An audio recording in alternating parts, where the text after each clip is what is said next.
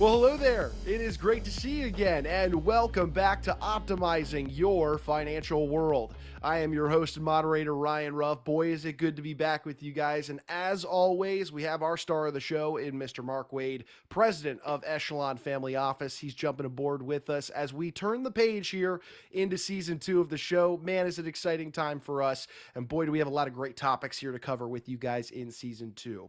But for those of you that may be jumping aboard right now and just joining us for the first time here on the show, I want to set the scene for you. You see, each time Mark and I get together, we're tapping into Mark's nearly 4 decades worth of experience in the financial services sector, and we're tackling a different wealth management topic each time we talk. Now, these topics are all around the strategies, the solutions, even just the conversations that Mark is having with his clients and his team on a regular basis. And like I said, we've got a lot of great topics to hit here coming into season 2, and boy, are we excited to get started today. So with that, let's go ahead and bring Mark on, get right into today's discussion. Mark, it's good to see you. How you doing today? Hey, Ryan, great to be back and looking forward to season two.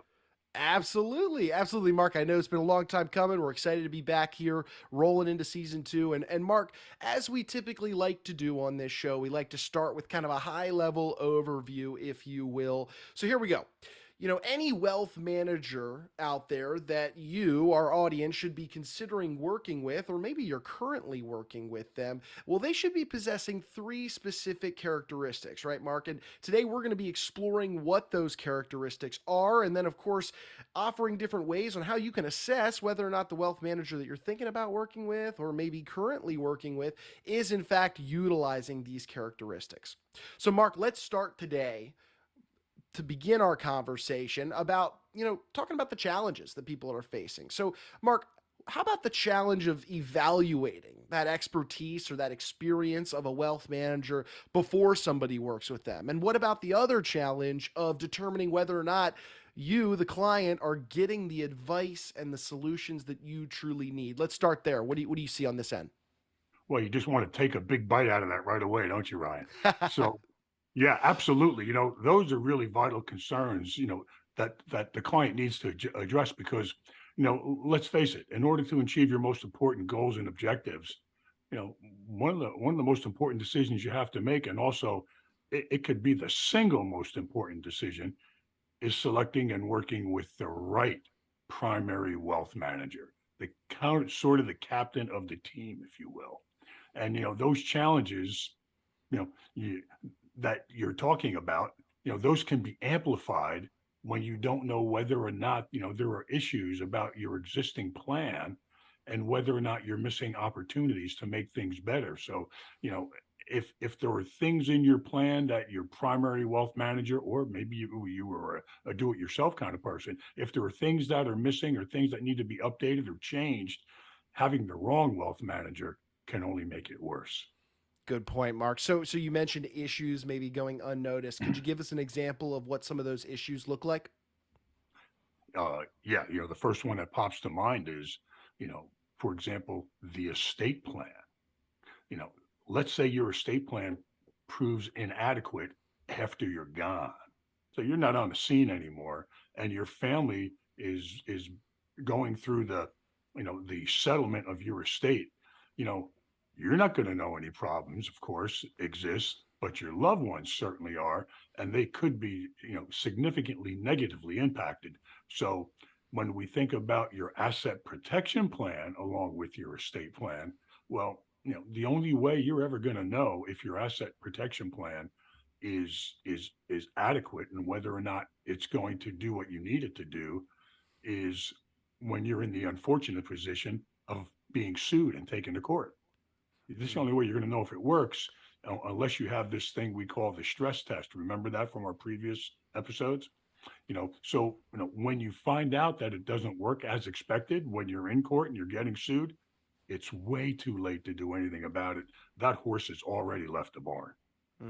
Really good point there, Mark. And as a reminder to our audience, really our whole topic today is that idea of finding the right wealth manager for you.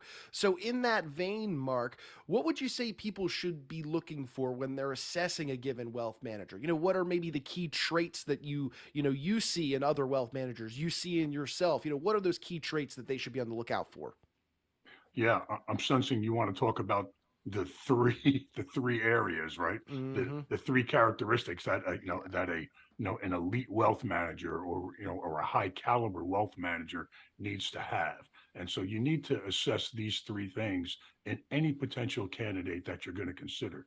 And the first, and let's face it, it's probably the most obvious one, is integrity. You need to know about their honesty and their moral principles. The next is probably the one that everybody goes to first, which is whether or not they're competent, and that's the ability to do a great job for you. Do they have the chops to get the job done? And then, of course, there's experience, specifically, how experienced are they in working with people like yourself and with people who have similar needs and goals to yours? So, Hmm. those are the basic three characteristics. There are others, but those are the big three.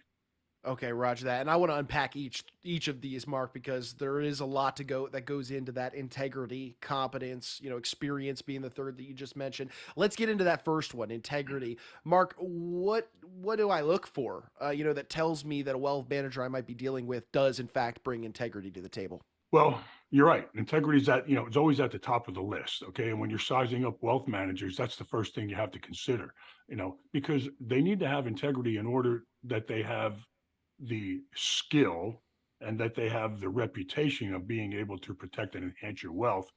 Uh, because otherwise you put that wealth and your future wealth at jeopardy. So wealth managers, they have to be scrupulously honest. And then, for example, a high caliber wealth manager, should never employ a service or a product that is even the least bit unethical, and certainly not anything that's illegal. So, to size up a candidate's integrity, we start by getting answers to questions such as, and some people would think these are obvious, and some people's may not, but has the wealth manager ever run afoul of any of the regulators? Have they ever been called on the carpet for anything that they've ever done? And if so, what is the issue? What is it that they were brought out about? What is it that they had their hands slapped about? The next is, has a wealth manager been sued by a client? And if so, why? Can he or she provide powerful references from other professionals? Okay. And maybe some clients. And I got to tell you, underline the other professionals, because if the person has a good reputation in the industry, other professionals will be able to vouch for them. And then there are two other questions that could be, helpful in assessing whether or not a wealth manager truly has integrity. And that would be, and this is something most clients don't think about, but it's one that they should ask. And that is, under what conditions would you fire a client? Ask that wealth manager, look them right in the eyes and say, why would you fire a client if you had to? What would be the reasons behind that? Because, if a prospect or client absolutely insists on doing something or taking actions that are legally questionable or something that might be outright illegal, you want to know that the wealth manager would fire that client without reservation. That, immediately you say, what, we don't do those kind of things here. And I think possibly you need to find somebody else to help you in this activity. Of course, after you say it, it's probably not a smart thing to do. And so it's important to understand that a wealth manager, what that wealth manager's thought process would be when it comes to how he or she would address, the questionable or illegal activity. And then the other question might be, what will you not do?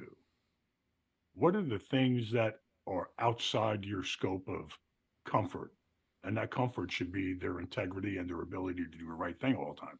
So, asking this question, obviously can help you determine where the wealth manager sees his or her limits. I have limits. And if you're interested, I'll explain to you how I explain that to a client. But these limits clearly need to be on the right side of the legal and moral divide. And some people, they think or believe that, people the hire are going to do what almost anything if you pay them the right amount of money.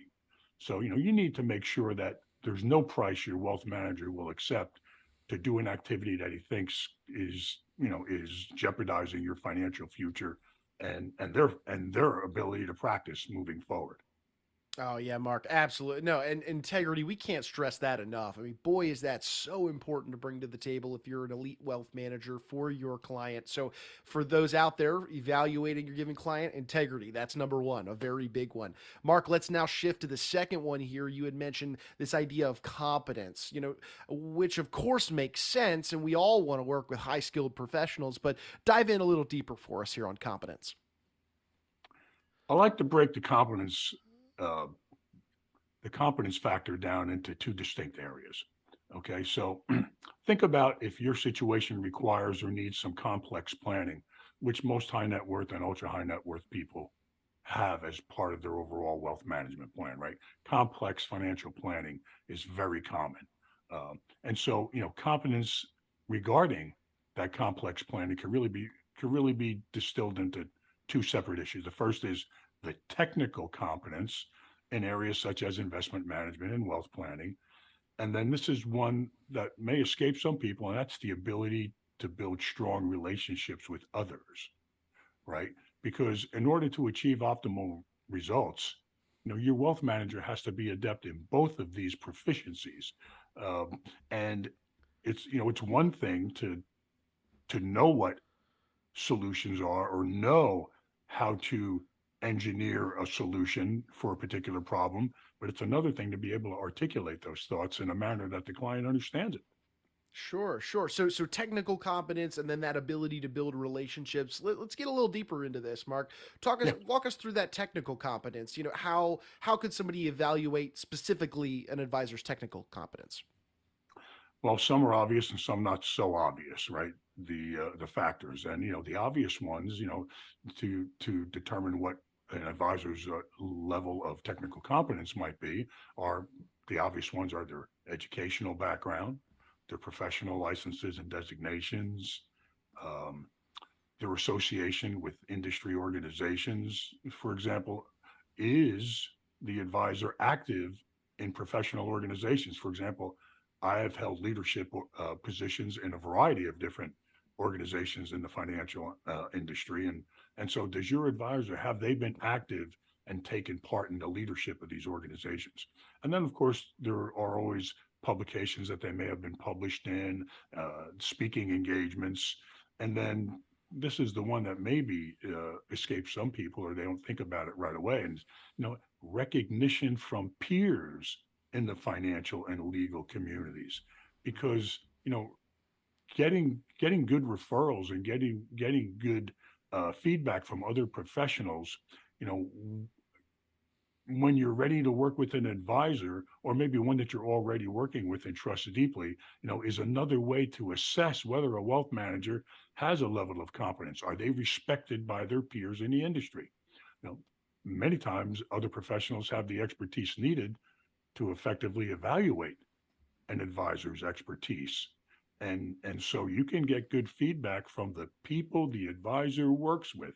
Don't be afraid to talk to an accountant or an attorney or the insurance people or the stock option people, whoever the advisor brings in as part of their team. It's quite okay to say, so how long have you been working with, in my case, Mark? How long have you been working with Mark? And what has been the experience over the years, so on and so forth. So it's helpful to know which type of specialist this wealth manager works with and consults with on behalf of their clients. And what are the credentials of the people that he or she works with in a professional capacity? And let me just add one more thing. You know, a key technical competence distinction between high caliber wealth managers, what we call the elite wealth management people, and the rest of the pack is that they will think holistically. They think of the entire financial circumstances and legal circumstances rather than just about specific products or specific services. Sure, they get to that eventually, but they've got to understand the entirety of the situation. So, high quality wealth manager, he's going to make a point first to understand the clients on a very deep level. And only then do they seek out the ways and, to help you to reach your goals and provide the appropriate solutions in order to do so. And, so the idea is here that, the wealth manager can't decide what solutions would be best for you until they really know you very well. Mhm. Yeah, yeah. I mean, the technical competence, obviously such an important part of evaluating whether or not the wealth manager you want to work with is up to their snuff. But Mark, how do you assess that other area of competence that you mentioned, that ability to build powerful relationship with others? Talk to us about this one. Yeah, so I mean, that really comes down to the ability to connect not only with the client, but with the rest of the people on their team. Because, nowadays, a virtual family office, they're going to be using outside professionals and they're going to bring them in to work specifically on a specific client's case and perform certain services. So the ability to connect with the client and the other professionals and and to communicate effectively with people, that's absolutely essential for a wealth manager in order to help the clients become and remain seriously wealthy, high net worth and ultra high net worth. So, I mean, think about it. You know, all the expertise in the world is pretty much useless, right? Unless it can be applied. And without a solid rapport between you and the wealth manager, the results are probably going to be less than ideal because if they cannot clearly articulate their thoughts and their solutions to your issues, you probably are not going to buy in. You probably are not going to execute. And so, that's a clear example why the wealth manager has to have really good communication skills and the ability to build relationships. Ryan, so, the wealth management that you work with, they've got to clearly understand what your self interests are. In order for you to achieve the outcomes that you're trying to do, it's all about matching up the wealth management solutions with your agenda. So, failing to develop a very deep understanding of what matters the most to you and what your concerns are for you and your family now and in the future, you know, and then what matters least to you and all those things in between. So you've got the spectrum of these are the most important things and these are the things that are not so important and these are the ones in between and you have to attack the most important ones first, right? So, uh, if the wealth manager doesn't understand that, you can't get the best solutions to solve your issues. So being able to effectively explain what these management recommendations are, and any of the alternatives, that's tied directly to the insights that the wealth manager gains from understanding the deep important things in your world. What's important to you? He or she needs to explain the solutions in a way that makes sense to you and that you can wrap your arms around based on your level of technical sophistication and interest. So this is why technical proficiency alone is not going to cut it. You've got to be able to communicate these concepts. So some wealth managers might well be technically brilliant, but if they can't build and enhance their level of rapport with you, the client, the results are probably not going to be exceptional. Right. It makes all the sense in the world. I mean, I'll circle back once more. It's finding the right wealth manager for you, you being that optimal word. All these Roger solutions, that. they've got to fit your bill, as you just said, Mark. So let's shift now to that third characteristic you mentioned earlier, Mark, is evaluating a wealth manager on their experience. But when you say experience, you mean a pretty specific type of experience here, correct? What are you talking about on this end? As I mentioned, it's critical that the wealth manager and the the family office, virtual family office, such as Echelon Virtual Family Office. It's critical that the wealth managers experience in working with people just like yourself and families like yours. Not every family is identical, but there are characteristics that are common amongst very people of high net worth and ultra high net worth status. So, you know, and then, you know, and with other clients, they're able to find common traits among their clients. So he or she's got to be able to understand what your goal, your objective, your interests, the concerns and some other characteristics of accomplished people like yourself and their families and what those goals, interests, and concerns are like. So some of the questions that a wealth manager should be asking would be like, why do you like working with whatever the issue is at hand.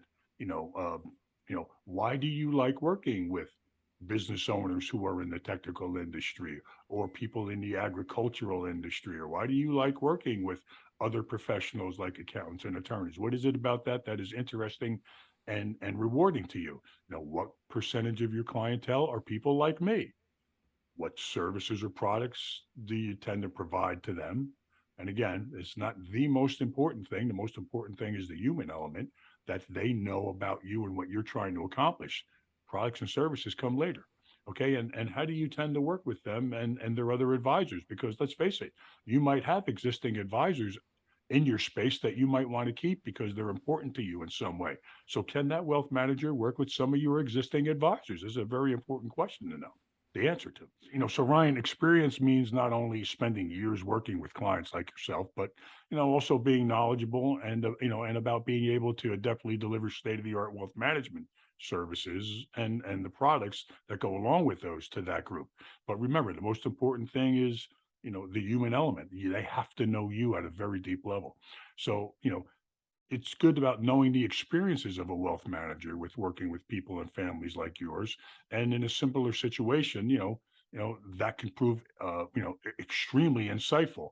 So it gives you, gives you perspective, and it helps you understand how the relationship is likely to develop in the coming years and decades for you and your family. I love it, Mark. Three key characteristics: integrity, competence, and then that third being experience. Really good stuff here today for you guys, our audience, to take home and evaluate, like we said at the beginning, the current state maybe of your relationship with your wealth manager, or if you're looking into another wealth manager, you want to look at these three characteristics. So, Mark, for our audience today, if they're sitting there, they're writing some notes down, this conversation might be resonating with them. If they were interested, let's say, in reaching out to you and to your team to just open up a dialogue maybe about their unique situation, maybe their current existing relationship with their wealth manager, what would be the best way they could get in touch with you and your team to, like I said, open up that dialogue? Sure. Well, nowadays people tend to feel very comfortable uh, doing some research on the web first. So, of course, they could visit us on the web at www Echelon Office. That's Echelon, the word office.com. They could call into our office at 888-892-9882. Or if they're so inclined, they could email me directly. My email address is mwade at Echelon Wealth, ECHEWEALTH.com. One of those three ways will get the job done. All right, fantastic, Mark. Well, look, I appreciate you carving some time out of your day to be with us, to jump here in on the season two premiere with us, and take some time away from you and your clients. But hey, you've got clients to serve. We'll let you get back to doing that, and looking forward to being back with you on the next one. Hey, thanks, Ryan. I think we kicked season two off in a grand way. Agreed, Mark. Well, hey, look, we want to also take one final moment and say thank you, and that's to our audience for jumping aboard and being with us here on the show today. If you took anything away from today's conversation, we left a mark on you in some way, shape, or form. Do us a favor, subscribe to the show on whichever platform you checked us out on today, and then, of course, share this information with any friends, family, business owners, anybody that you think would benefit from these types of wealth management discussions that we're bringing to you guys on this show. I said it at the top of the show, so I'll say it again now. We're taking those same strategies, the solutions, the conversations that Mark is having with his clients, and we're just bringing them right here to you guys on this show. Boy, do we have a great list of topics that we're going to be tackling here in season two. I mean, hate to have you guys miss out on any of those, so be sure to subscribe to the show so you never miss out on another episode. So for Mark, I'm Ryan. We're going to go ahead and say so long, but we appreciate you joining us here on today's installment of Optimizing Your Financial World.